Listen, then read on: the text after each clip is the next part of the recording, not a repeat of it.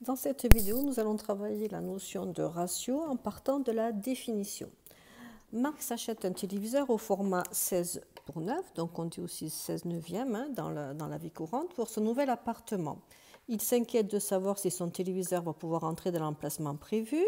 Il sait juste que la longueur est de 44 cm. Quelle est la hauteur de son écran? Donc si je fais un petit schéma rapide de la télévision, donc ici vous avez 144 cm et nous on cherche ici combien cela fait-il. Donc la longueur étant plus grande que la largeur, c'est la longueur qui est dans le ratio 16:9 par rapport à la largeur. Donc qu'est-ce que cela veut dire? Que ces deux nombres, on va les appeler A et B. A ici et B ici, que A et B soient dans le ratio 16 neuvième. On peut l'écrire de deux façons différentes. Cela veut donc dire que, par définition, A sur 16 égale B sur 9. Donc là, les nombres A et B sont dans le ratio 16 neuvième. Ou bien, on peut aussi écrire que A sur B est égal à 16 neuvième. On va essayer de faire deux méthodes avec l'une ou l'autre. Donc, si je prends la définition ici, donc je vais écrire A sur 16, égale B sur 9.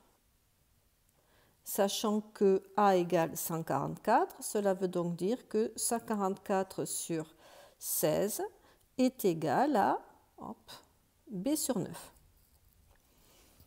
On peut utiliser, donc si on est en quatrième ou troisième, on peut utiliser l'égalité des produits en croix, ce qui vous donne que 16 fois B égale 144 multiplié par 9, ce qui vous donne B égale 1296 sur 16.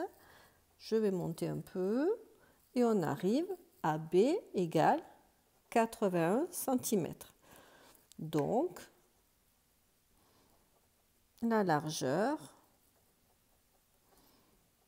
est de 81 cm. Voilà pour la première méthode. Donc, c'est vrai elle est plutôt pour des élèves de 4e et 3e, puisqu'il faut avoir vu l'égalité des produits en croix et que cette propriété est vue en 4e. Si on peut le faire maintenant, on peut le faire aussi au niveau 5e. Et pour le niveau 5e, on va utiliser cette définition-là. Donc on a A sur B égale 16 sur 9 et on sait que A égale 144. Donc 144 sur B égale 16 sur 9.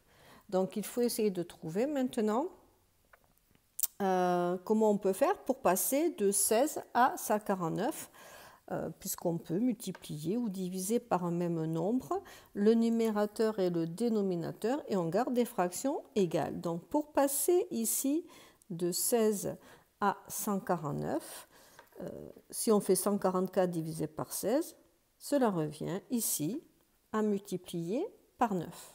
Et donc ici, cela revient à multiplier par 9. Conclusion, pour avoir B, il suffit de faire 9 fois 9 et on retrouve, on n'y voit plus, je monte encore un peu, et on retrouve la largeur de 81. Donc voilà deux méthodes. Cette méthode, bon, elle ne marche pas, il faut qu'il y ait des nombres un peu communs. 16 fois 9, il faut que l'un soit un multiple de l'autre ou que les multiplications par des décimaux tombent bien, mais elle peut se faire donc au niveau 5e en utilisant cette définition-là. Et ici, au niveau 4e, 3e, on peut utiliser l'égalité des produits en croix et on utilise cette définition. Évidemment, ces deux égalités sont équivalentes. On pourrait le démontrer rapidement, mais ces deux égalités sont équivalentes.